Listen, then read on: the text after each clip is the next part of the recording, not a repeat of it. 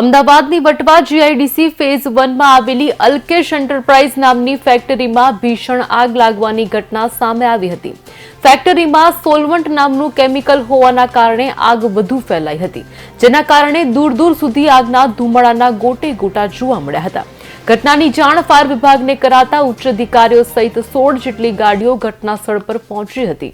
Fire brigade દ્વારા આગ ઉપર કાબુ મેળવવાનો પ્રયાસ શરૂ કરાયો હતો। આ ઘટનામાં એક વ્યક્તિને ગંભીર ઈજા પહોંચી હતી, જેને હાલ હોસ્પિટલ ખાતે લઈ જવાયો છે। 2:30 વાગ્યાની આસપાસ અમદાવાદ મ્યુનિસિપલ કોર્પોરેશનના ફાયર ડિપાર્ટમેન્ટના કંટ્રોલ રૂમ ઉપર એક ફાયર કોલ મળ્યો હતો, જેમાં ફેઝ 1 જીઆઈડીસી વટવા જીઆઈડીસીની અંદર આવેલ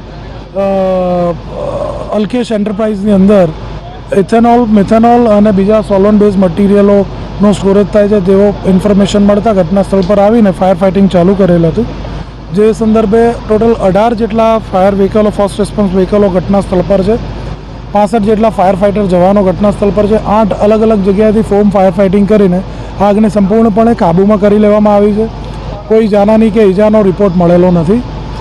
અને એક શુક્લાજી કરીને છે, કોઈ 50 વર્ષ ઉંમર ધરાવતા, એમના હાથના ભાગે માઇનર ઈજાઓ થયેલી છે, જેમને નજીકના હોસ્પિટલ પર રવાના કરવામાં આવ્યો છે। સાધનોમાં કઈ રીતનું હાલમાં ઘટના સ્થળ પર 18 જેટલા form fire fighting vehicle, rapid intervention vehicle અને વોટર બાઉઝરો ઘટના સ્થળ પર છે।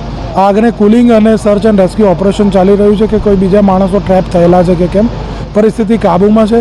કોઈ પણ જાતની આગ પ્રસરીને આજુબાજુની કંપનીમાં, ફેક્ટરીઓમાં ના જાય એ બાબતનું ખાસ ધ્યાન રાખવામાં આવી રહ્યું છે।